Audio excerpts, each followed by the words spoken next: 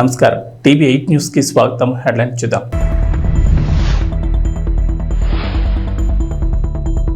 చంద్రబాబు సర్కార్ సరికొత్త రికార్డ్. ఒక్కరోజే 95% పింఛన్లు పంపిణీ.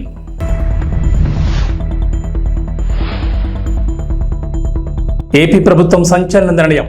జగన్ ఇంటి దగ్గర ఉన్న హై సెక్యూరిటీ ఏర్పాట్ల తొలగింపు.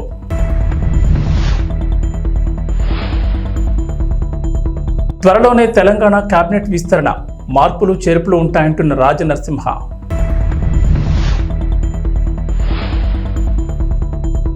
హైదరాబాద్లో విపత్తుల నిర్వహణకు హైడ్రా. ఓఆర్ఆర్ వరకు సేవల విస్తరణ. ఆంధ్రప్రదేశ్ మాజీ ముఖ్యమంత్రి వైఎస్ జగన్మోహన్ రెడ్డి తాడేపల్లి నివాసం దగ్గర భద్రతకు సంబంధించి ప్రభుత్వం కీలక నిర్ణయం తీసుకుంది. అక్కడ కొన్ని మార్పులు చేపట్టగా జగన్ ఇంటి దగ్గర ఉన్న హై సెక్యూరిటీ ఏర్పాట్లను తొలగించింది. జగన్ ముఖ్యమంత్రిగా ఉన్న సమయంలో ఆయన భద్రతలో భాగంగా తాడేపల్లి నివాసానికి వెళ్లే రోడ్లు ఏర్పాటు చేసిన హైడ్రాలిక్ బొలాట్స్, టైర్ కిల్లర్స్ ను పూర్తిగా తొలగించారు.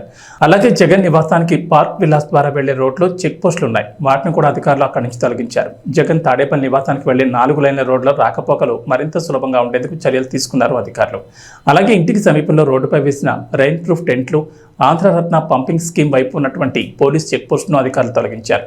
జగన్ నివాసం దగ్గర తొలగించిన సామగ్రిని లారీలో అక్కడి నుంచి తరలించారు. ఆ రోడ్డు వెంట ఉన్న కంటైనర్లు మాత్రం అలాగే వదిలేశారు. అక్కడ అవసరమైన మార్పులు చేర్పులు చేపట్టారు. ప్రభుత్వ నిర్ణయంతో మంగళగిరి, తాడేపల్లి ప్రజలకు 4 లైన్ల రోడ్డు అందుబాటులోకి వచ్చింది. జగన్ ముఖ్యమంత్రి అయ్యాక ఆ రోడ్లో ఆంక్షలు అమలు చేశారు. దీంతో స్థానికులు అటువైపుగా వెళ్లేవారు కాదు. తాజాగా ఈ రోడ్లోకి అనుమతి ఇవ్వడంతో ఇప్పుడు సామాన్య ప్రజలు, సమీపంలోని స్కూళ్లు, కాలేజీల విద్యార్థులకు, పొలాలకు వెళ్లే రైతులు, రైతు కూలీలకు రోడ్ అందుబాటులోకి వచ్చింది. ఆంధ్రప్రదేశ్ ముఖ్యమంత్రి నారా చంద్రబాబు నాయుడు ఇంటి విషయంలో ఓ ప్రభుత్వ అధికారి లంచం తీసుకున్నట్టు తెలుస్తోంది. కుప్పంలోని ఇంటి స్థలాన్ని సబ్ డివిజన్ చేసేందుకు డిప్యూటీ సర్వేయర్ ఈ లంచం డిమాండ్ చేసినట్లు సమాచారం. తాజాగా ఉద్యోగిపై చర్యలు తీసుకున్నట్లు చెబుతున్నారు. చంద్రబాబు ప్రతిపక్ష నేతగా ఉన్న సమయంలో చిత్తూరు జిల్లా కుప్పంలో ఇంటి నిర్మాణానికి సిద్ధమయ్యారు. శాంతిపురం మండలం కడపల్లి పంచాయతీ శివపురం దగ్గర స్థలాన్ని కొనుగోలు చేయగా నేషనల్ హైవే పక్కనే ఉంది. చంద్రబాబు ఇంటి నిర్మాణం కోసం కొనుగోలు చేసిన స్థలం వ్యవసాయ భూమి కావడంతో గృహ నిర్మాణం చేసేందుకు కుప్పం టీడీపీ నేతలు భూ వినియోగంగా మార్చి ఈ స్థలాన్ని సబ్ డివిజన్ చేయాలని దరఖాస్తును సంబంధిత ప్రభుత్వ కార్యాలయంలో అందజేశారు. అయితే ఈ స్థలాన్ని సబ్ డివిజన్ చేసేందుకు స్థానిక డిప్యూటీ సర్వేయర్ సద్దాం హుస్సేన్ 1.80 లక్షల లంచాన్ని డిమాండ్ చేశారట. టీడీపీ నేతలు ఆ మొత్తాన్ని సర్వేయర్కి అందజేసిన తర్వాతే ఆ ఫైల్ ముందుకు కదిలినట్లు తెలుస్తోంది.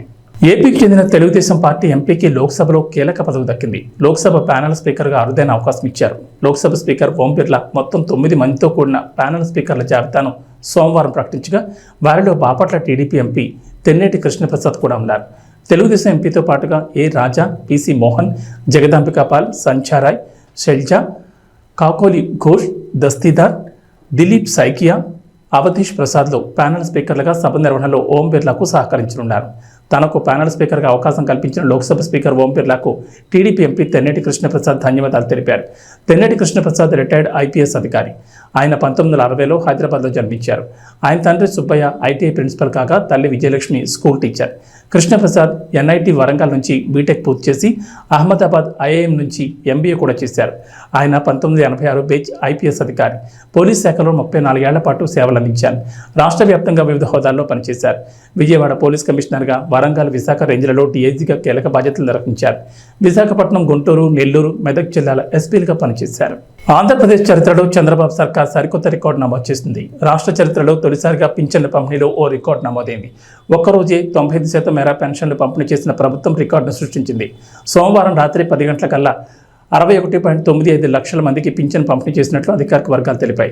రాష్ట్ర చరిత్రలో ఇదొక రికార్డు అని ప్రభుత్వ యంత్రాంగానికి ముఖ్యమంత్రి చంద్రబాబు అభినందనలు తెలిపారు. మిగిలిన వారికి మంగళవారం వారి ఇళ్ల వద్ద నగదు అందించనున్నట్లు తెలిపారు. గత ప్రభుత్వ హయాంలో 2.65 లక్షల మంది వాలంటీర్లున్నా గతంలో ఎన్నడూ ఇంత వేగంగా పింఛన్ పంపిణీ జరగలేదు. గత వైఎస్ఆర్సీపీ ప్రభుత్వ హయాంలో 2.65 మంది వాలంటీర్లున్నా ఒక్క రోజులో పంపిణీ చేసింది కేవలం 88% మాత్రమే అని చెప్తున్నారు. రాష్ట్ర వ్యాప్తంగా చూస్తే శ్రీకాకుళం, విజయనగరం, కడప జిల్లాలో అత్యధికంగా 97% పింఛన్ల పంపిణీ పూర్తి చేశారు. అత్యల్పంగా అల్లూరు సీతారామరాజు జిల్లాలో 91% పింఛన్ పంపిణీ పూర్తయింది. ఉదయం 6 గంటల నుంచి 1.30 లక్షల మంది సచివాలయ ఉద్యోగులు పింఛన్లు పంపిణీ ప్రారంభించారు. హైదరాబాద్ మహానగరం రోజురోజుకి అభివృద్ధి చెందుతోంది. నగరం భౌగోళిక పరిధిని పెంచనున్నట్లు ముఖ్యమంత్రి రేవంత్ రెడ్డి వెల్లడించారు. ఈ నేపథ్యంలో విపత్తుల నిర్వహణ విభాగం పరిధిని, దాని బాధ్యతలను విస్తరించాలని అధికారులను ఆదేశించారు. జీహెచ్ఎంసీ, దాని చుట్టూ ఉన్న 27 మున్సిపాలిటీలు, కార్పొరేషన్లు, 33 గ్రామ పంచాయతీల వరకు మొత్తంగా ఔటర్ రింగ్ రోడ్ వరకు విపత్తుల విభాగం సేవలు అందించేందుకు వ్యవస్థాపరమైన మార్పులు చేయాలని చెప్పారు. మున్సిపల్ వ్యవహారాలు, HMDA, Musi river front development corporation అధికారులతో సోమవారం సీఎం రేవంత్ సుదీర్ఘ సమీక్షా సమావేశం నిర్వహించారు. ఈ సందర్భంగా అధికారులకు కీలక ఆదేశాలు జారీ చేశారు. విపత్తుల నిర్వహణ విభాగానికి ఇక నుంచి Hyderabad disaster response and assets monitoring protection అని పేరు మార్చాలని ప్రాథమికంగా నిర్ణయించారు. ఈ విభాగానికి డీఐజీ స్థాయి అధికారిని డైరెక్టర్గా, ఎస్పీ స్థాయి అధికారులు అడిషనల్ డైరెక్టర్లుగా ఉండేలా చూడాలన్నారు. GHMC, HMDA, water board, city traffic వివిధ విభాగాల నుంచి ప్రత్యేక బృందాలను ఈ విభాగంలో నియమించాలని సూచించారు.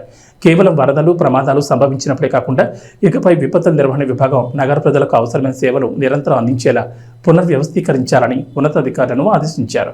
తెలంగాణలో గత కొద్ది రోజులుగా కేబినెట్ విస్తరణపై జోరుగా చర్చ నడుస్తున్న విషయం తెలిసింది. ఇటీవల సీఎం రేవంత్ రెడ్డి ఢిల్లీకి వెళ్లగా అధిష్టానంతో నామినేటెడ్ పోస్టులు, టీపీసీసీ కొత్త అధ్యక్షుడి నియామకంతో పాటు మంత్రివర్గ విస్తరణపైనే ప్రధానంగా చర్చించారనే వార్తలు కూడా వినిపిస్తున్నాయి. ప్రస్తుతం హాట్ టాపిక్గా మారిన ఈ విషయంపై వైద్య ఆరోగ్య శాఖ మంత్రి దామోదర్ రాజనరసింహ కీలక వ్యాఖ్యలు చేశారు. సోమవారం మీడియా ప్రతినిధులతో చేసిన చిట్ చాట్లో మంత్రి రాజనరసింహ ఇంట్రెస్టింగ్ విషయాలు పంచుకున్నట్లు తెలుస్తోంది. త్వరలోనే తెలంగాణ కేబినెట్ విస్తరణ ఉంటుందని మంత్రి దామోదర్ రాజనరసింహ స్పష్టం చేశారు. ప్రస్తుతం ఉన్న మంత్రివర్గంలో కొన్ని శాఖల్లో మార్పులు చేర్పులు ఉంటాయని చెప్పుకొచ్చారు. ఈ మార్పుల్లో భాగంగా ప్రస్తుతం గిరిజన సంక్షేమ శాఖ మంత్రిగా ఉన్న సీతక్కకు హోంశాఖకు ఇచ్చే అవకాశం ఉందని రాజనరసింహ లీక్ ఇచ్చారు. మరోవైపు ఎమ్మెల్యేలు కోమటిరెడ్డి రాజగోపాల్ రెడ్డి, దానం నాగేందర్ కూడా కేబినెట్ విస్తరణలో భాగంగా చోటు దక్కనుందని మంత్రి చెప్పుకొచ్చారు. నిజామాబాద్ జిల్లా నుంచి కూడా ఒకరికి మంత్రి పదవి ఇవ్వనున్నట్లు తెలిపారు. త్వరలోనే వైద్య శాఖలోనూ ప్రక్షాళన ఉంటుందని తెలిపారు. అయితే వలస వచ్చిన నేతలకు మంత్రి పదవులు ఉండవని పార్టీ నేతలు పదే పదే లీకులు ఇచ్చినా కండువ కప్పుకునేటప్పుడు ఇచ్చిన హామీని రేవంత్ రెడ్డి నెరవేర్చనున్నట్లు తెలుస్తోంది. తెలంగాణలో సొంత ఇల్లు లేని పేదలకు ఇల్లు నిర్మిస్తామని కాంగ్రెస్ ఎన్నికల ముందు హామీ ఇచ్చిన సంగతి తెలిసిందే. గత బీఆర్ఎస్ ప్రభుత్వం డబుల్ బెడ్రూమ్ ఇండ్లు నిర్మించగా కాంగ్రెస్ ఇందిరమ్మ ఇండ్లు నిర్మిస్తామని హామీ ఇచ్చారు. 6 గ్యారంటీల్లో భాగంగా ఈ పథకాన్ని అమలు చేయనున్నారు. సొంత జాగా ఉన్న పేదల ఇండ్ల నిర్మాణానికి 5 లక్షల రూపాయల ఆర్థిక సహాయం అందించనున్నారు.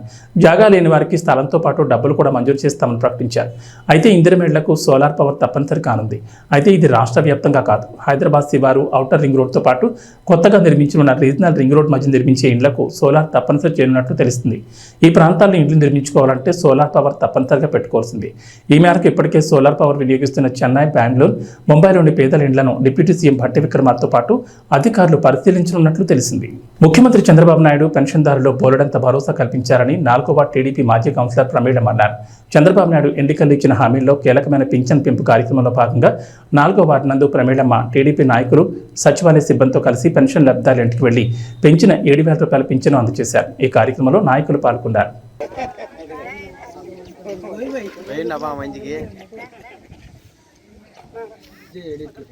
మనము నారా చంద్రబాబు నాయుడు ఇచ్చిన మాటకు మరి అదే విధంగా ఇక్కడ ప్రతి ఇంటికి పొద్దున 6కి లేస్తేనే ఇవ్వాలనే చెప్పి ఏప్రిల్ నెల 1వ తారీఖు నుంచి 1000 రూపాయలు పెంచిన ఘనత ఒక తెలుగుదేశం ప్రభుత్వంది. తర్వాత ఇంతకు ముందు 5 సంవత్సరాలలోన 2,000 రూపాయలు పెంచిన 3,000 రూపాయలు చేసేదానికి 5 సంవత్సరాలు టైం తీసుకొని 250 రూపాయలతోన ఒక 1000 రూపాయలు 5 సంవత్సరాలకు పెంచిన ప్రభుత్వము వైసీపీది. అది ప్రభుత్వానికి ఇప్పుడు ఒక నిదర్శనంగా ఒక చంద్రబాబు నాయుడు ఇంకా ఎలక్షన్స్ గెలక ముందునే 1000 రూపాయలు ఏప్రిల్ నెలలోనే ఇచ్చినాడు. ఇప్పటికీ ఆ 3,000 రూపాయలు, ఇది 4,000 రూపాయలు, 7,000 రూపాయలు తీసుకునే మన ప్రజలందరూ రాబోయే కాలంలోన ఇది ఎక్కడ ఎవరు ప్రతి ఒక్కరు మీరే కాదు ప్రతి ఒక్కరికి చెప్పి ఒక ముందొచ్చే ఆలోచనలో అందరూ కలిసి కట్టగా ఉండి మరి నెక్స్ట్ తెలుగుదేశానికే మీరు సాయం చేసి ఈ లభితము పొందాలా. ఇంకా ఉండే స్కీములు చాలా ఉన్నాయి. ప్రతి ఒక్క ఇంటికి, ప్రతి ఒక్క మహిళలకి, ప్రతి ఒక్క పిల్లకు, అందరికీ ప్రతి ఒక్కటి ఆయన చెప్పిండే పథకాలు ఖచ్చితంగా అమలు చేసి ఇంటికి అందించి ఆ పేరు నిలబెట్టుకునే నాయకుడు ఒక నారా చంద్రబాబు నాయుడు.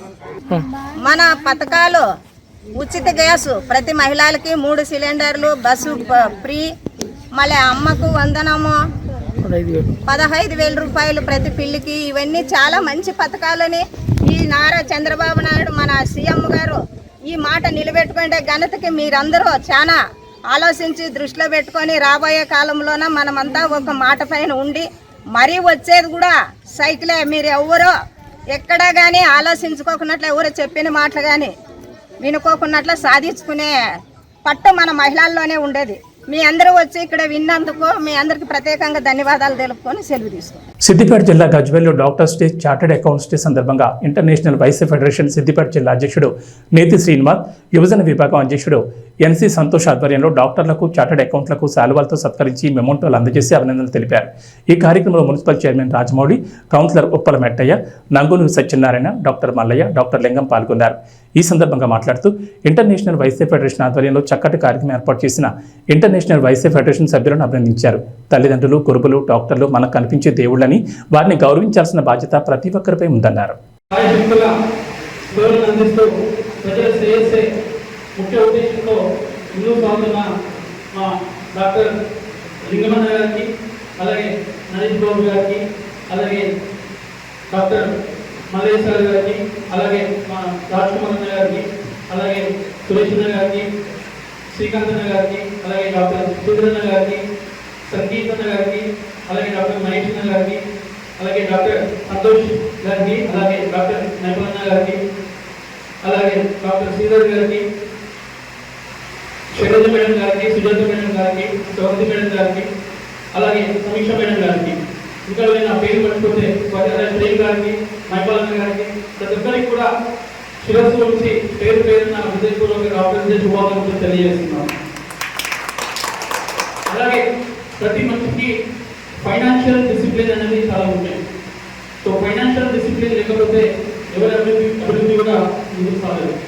అలాగే దేశ అభివృద్ధి కావచ్చు, రాష్ట్ర అభివృద్ధి కావచ్చు, ఒక మనిషి వ్యక్తిగత అభివృద్ధి కావచ్చు, ఫైనాన్షియల్ డిసిప్లిన్ అనేది వారి సేవలు అందిస్తూ తల్లి గర్భంలో శిశువుకు దేవుడు ప్రారంభమవుతే ఆ శిశువుకు ప్రయోజనమైనటువంటి వృత్తే డాక్టర్ ఉంది.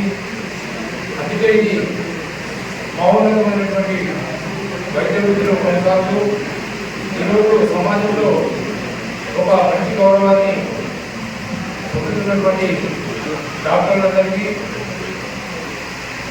అలాగే ఈశ్వరాయ్ గారి పేరు మీద చాలా విషయాలు లింగం గారు, కృష్ణపతి గారు, నాగేష్ బాబు గారు చెప్పడం జరిగింది. వారి జననం మరణం కూడా ఒకటే కాబట్టి ఈ సందర్భంగా ఆయన ఒక డాక్టర్ని కాకుండా ఇప్పుడే వచ్చేటటువంటి నాగమణి గారు వేదికపై రావాల్సిందిగా కోరుతున్నాం.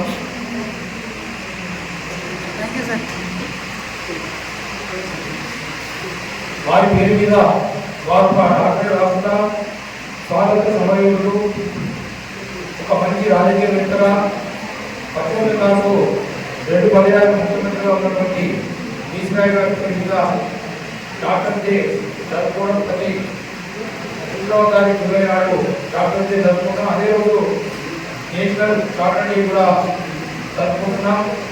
అలాగే ఇంకా ఇవన్నీ కూడా ఉన్నాయి కాబట్టి ఈ ప్రత్యేక కార్యక్రమంలో మనం డాక్టర్లను సన్మానించుకునే కార్యక్రమము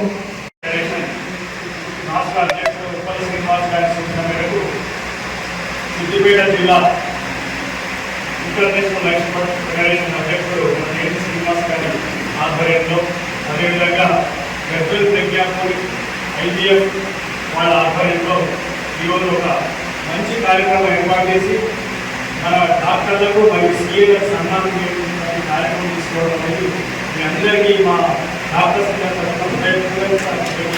ఆంధ్రప్రదేశ్లో సార్వత్రిక ఎన్నికల సమయంలో కూటమి ప్రభుత్వం ఇచ్చిన హామీ వరకు అధికారంలోకి రాగానే అవ్వ పింఛన్ 4,000 రూపాయలు పెంచిన పింఛను ఏప్రిల్, మే, జూన్ నెలతో కలిపి జూలై నెలలో 7,000 రూపాయల పింఛను అందజేయడంతో గుంతకల్ పట్టణంలోని 4వ వార్డు నందు భారతీయ జనతా యువమోర్చా అనంతపురం జిల్లా కార్యదర్శి ఎండ్ల కేశవ ఆధ్వర్యంలో ప్రధాని Narendra Modi, CM Chandrababu, deputy CM Pawan Kalyan చిత్రపటాలకు పాలాభిషేకం చేసి అవ్వాతాతల ఆనందం వ్యక్తం చేశారు. ఈ కార్యక్రమంలో బీజేపీ, టీడీపీ, జనసేన నాయకులు, కార్యకర్తలు పాల్గొన్నారు. గౌరవ ముఖ్యమంత్రి వర్యులు నారా చంద్రబాబు నాయుడు గారు, అదేవిధంగా ఉప ముఖ్యమంత్రి శ్రీ కొనిదెల పవన్ కళ్యాణ్ గారు, అదేవిధంగా భారత ప్రధానమంత్రి నరేంద్ర మోదీ గారి కృషి వల్ల ఏదైతే ఆంధ్రప్రదేశ్ ప్రభుత్వం, ఎన్డీఏ ప్రభుత్వం ఇచ్చిన మాట ప్రకారంగా పోయిన నెలది ఈ నెలది కలిపి 7,000 రూపాయలు పెన్షన్ లబ్ధిదారు ఇంటి దగ్గరికే చేర్చే ప్రయత్నంలో భాగంగా ఈరోజు సఫలీకృతమైంది. 3,000 నుంచి 4,000 రూపాయలు పెంచింది ఈ ప్రభుత్వం. అయితే గత ప్రభుత్వం 3,000 రూపాయలు మేము పెంచుతామని చెప్పి దశల వారీగా 250 రూపాయలు మాత్రమే పెంచింది. 3,000 పెన్షన్ పెంచడానికి 5 సంవత్సరాలు తీసుకున్నటువంటి గత ప్రభుత్వం ఈ ప్రభుత్వం ఏదైతే 3,000 రూపాయల నుంచి 4,000 రూపాయలు పెన్షన్ ఇస్తామని చెప్పిందో వెంటనే ఈ యొక్క ఏదైతే పెన్షన్ కార్యక్రమం ఉందో వెంటనే 4,000 రూపాయలని ఇంటి దగ్గరికే సచివాలయ సిబ్బందిని పెట్టి ఇంటి దగ్గరికే పెన్షన్ పంపించే కార్యక్రమాన్ని ఈరోజు శ్రీకారం చుట్టడం జరిగింది. దీనంతటికీ కూడా పెన్షన్దారుల తరపున లబ్ధిదారుల తరపున భారతీయ జనతా యువ మోర్చా అనంతపురం జిల్లా శాఖ తరపున ఆంధ్రప్రదేశ్ ఎన్డీఏ ప్రభుత్వానికి ప్రత్యేకమైనటువంటి ధన్యవాదాలు తెలియజేస్తున్నాం. ఏదైతే వికలాంగుల పెన్షన్ 3,000 ఉండిందో వాటిని ఏకంగా ఒకేసారి 6,000 రూపాయలకి పెన్షన్ పెంచి గౌరవనీయులు శ్రీ మందా కృష్ణ మాదిక్ గారి ఏదైతే పోరాట ఫలితం ఉందో ఆ పోరాట ఫలితాన్ని అందరూ కూడా అందిపుచ్చుకొని ఎన్డీఏ ప్రభుత్వంలో భాగస్వామ్యంగా ఉన్నటువంటి శ్రీ గౌరవనీయులు మందా కృష్ణ మాదిక్ గారి ఆదేశాల మేరకు ఆ యొక్క ఎన్డీఏ ప్రభుత్వాన్ని ఒప్పించి వారందరికీ కూడా 3,000 నుంచి 6,000 రూపాయలు పెంచిన పెన్షన్ని ఆ యొక్క వికలాంగులందరికీ కూడా అందించడం చాలా ఆనందదాయకమైన విషయం. కాబట్టి భారతీయ జనతా యువ మోర్చా తరఫున ఎన్డీఏ ప్రభుత్వం ఆంధ్రప్రదేశ్లో ఉన్నటువంటి గౌరవనీయులు నారా చంద్రబాబు నాయుడు గారు, ఉప ముఖ్యమంత్రి పవన్ కళ్యాణ్ గారికి మా యొక్క అందరి తరపున పెన్షన్దారు లబ్ధిదారుల తరపున ప్రత్యేకమైనటువంటి హృదయపూర్వక ధన్యవాదాలు తెలియజేస్తున్నాం.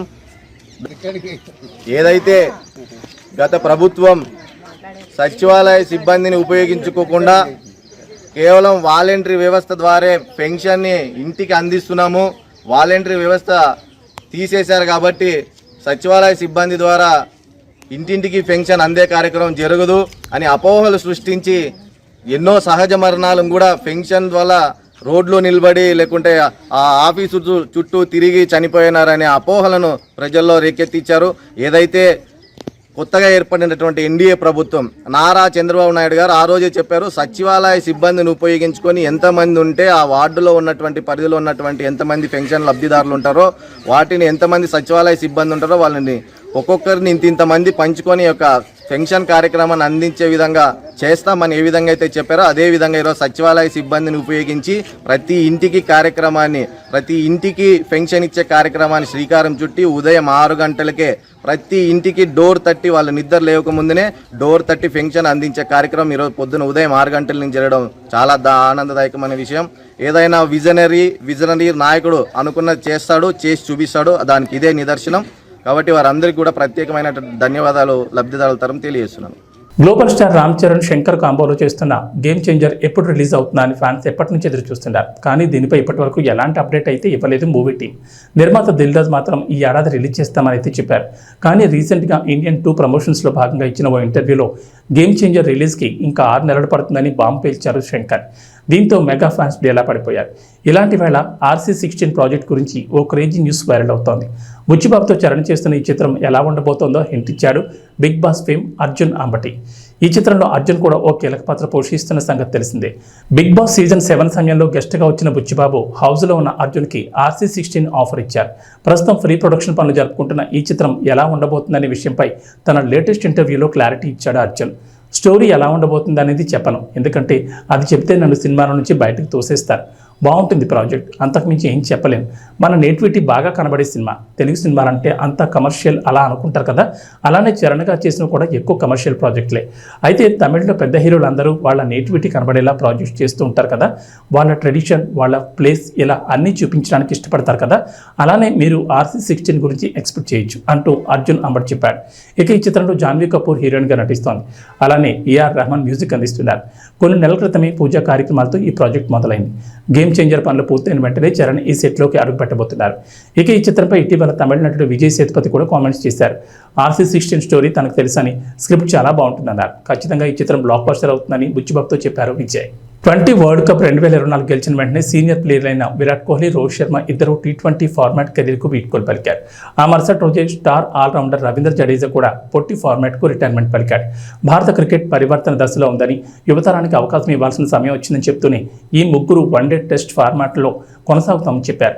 మరి పాకిస్తాన్ వేదికగా 2025లో జరగనున్న ఛాంపియన్స్ ట్రోఫీలో విరాట్, రోహిత్ ఆడతారా అనే సందేహాలపై BCCI సెక్రటరీ జైషా స్పందించారు. ఛాంపియన్స్ ట్రోఫీ 2025 ఆడనున్న భారత జట్టులో విరాట్ కోహ్లీ, రోహిత్ శర్మ భాగమయ్యే అవకాశాలున్నాయని జైషా సంకేతాలు ఇచ్చారు. T20 క్రికెట్కు ఈ ముగ్గురు దిగ్గజ ఆటగాళ్లు వీడ్కోలు పలకడంతో జట్టులో పరివర్తన జరిగిందని వ్యాఖ్యానించారు. భారత జట్టు పురోగమిస్తోందని, ప్రపంచ టెస్ట్ ఛాంపియన్షిప్, ఛాంపియన్స్ ట్రోఫీలను గెలవడమే తదుపరి టార్గెట్ అని జైషా అన్నారు. అక్కడ కూడా ఇదే జట్టు ఆడుతుందని, సీనియర్లు ఉంటారని స్పష్టం చేశారు. తెలంగాణలో వర్షాలపై హైదరాబాద్ వాతావరణ కేంద్రం అధికారులు కీలక అప్డేట్ ఇచ్చారు. నేడు రాష్ట్రంలో వర్షాలు కురిసే అవకాశాలు చాలా తక్కువగా ఉన్నాయని చెప్పారు. నైరుతి రుతుపవనాలు మందకొడిగా ఉండడంతో వర్షాలు పడే ఛాన్స్ లేదని చెప్పారు. మేఘాలున్నా వర్షాలు కురవకపోవచ్చని, అయితే పశ్చిమ తెలంగాణలో మాత్రం సాయంత్రం 5 గంటల తర్వాత జల్లులు పడే ఛాన్స్ ఉందని చెప్పారు. ఇక నేడు బలమైన ఈదురుగాలులు వీచే అవకాశం ఉందని చెప్పారు. గంటకు 35 కిలోమీటర్ల నుంచి 40 కిలోమీటర్ల వేగంగా గాలులు వీస్తాయన్నారు. గాలిలో తేమ శాతం లేకపోవడం వల్ల ఒక్కపోతగా ఉంటుందని చెప్పారు. ఉష్ణోగ్రత తెలంగాణ వ్యాప్తంగా 31 డిగ్రీల సెల్సియస్ ఉంటుందని అన్నారు. ఈసారి నైరుతి రుతుపవనాల వల్ల జూన్ నెలలో ఆశించినంతగా వర్షాలు కురవలేదు. కొన్ని జిల్లాల్లో భారీ వర్షాలు కురవగా మరికొన్ని జిల్లాల్లో మాత్రం వర్షపాతం తక్కువగా నమోదైంది. జూన్ సాధారణ వర్షపాతం 12.94 సెంటీమీటర్లు కాగా ఈసారి 16 సెంటీమీటర్ల మేర వర్షపాతం కురిసింది. ఏబీ బులెటిన్ విశేషాలు. నమస్కారం.